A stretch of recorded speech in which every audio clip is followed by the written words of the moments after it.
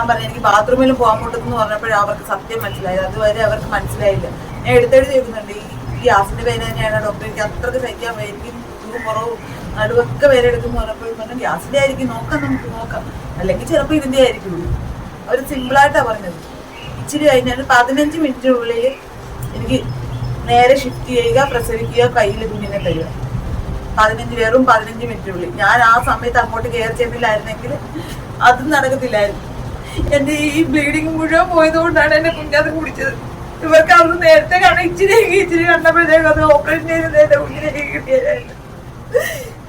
അവരെ മുഴുവൻ ഞാൻ കാണിച്ചു കൊടുത്തു, ഇത് കണ്ട ഇങ്ങനെയാ പോണത്, ഇങ്ങനെയാ പോകുന്നത്. അവര് കണ്ടെങ്കിൽ പറയാൻ കണ്ടില്ല, ഞാൻ മാത്രമേ കണ്ടുള്ളൂ പറയാം. ഞാൻ മുഴുവൻ കാണിച്ചു കൊടുത്തു ഇങ്ങനെയാണ് പോണത്.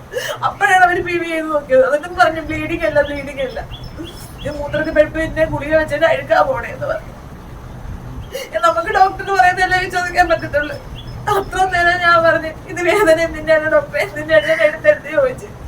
ലേബർ റൂമിൽ കിടക്കുമ്പോൾ നമുക്ക് ഡോക്ടറിനോട് ദേഷ്യപ്പെടാനോ പിടിക്കാനൊന്നും പറ്റത്തില്ല. അവര് നമ്മുടെ നേരെ തിരിഞ്ഞേക്കും. അതുകൊണ്ട് സ്നേഹത്തോടെ തന്നെ ചോദിച്ചു ഡോക്ടറെ ഇത് എന്തിന്റെ വേദനയാണ്, ഗ്യാസിന്റെ വേദനയാണോ, ഗ്യാസിന്റെ വേദന, പോയിക്കട എന്ന് പറഞ്ഞു. ഒട്ടും സഹിക്കാൻ വേദന. ഞാൻ അങ്ങോട്ടേന്ന് പറയാം എനിക്ക് വേദന കൊണ്ട് പറയാൻ എനിക്ക് പറ്റുന്നില്ലെന്ന് പറഞ്ഞപ്പോഴേക്കും അവരൊന്നും നോക്കിയത്. അതുവരെ അവര് ചുമ്മാ നോക്കും, ഗ്യാസിന്റെ പോയി കിടന്നെന്ന് പറഞ്ഞു.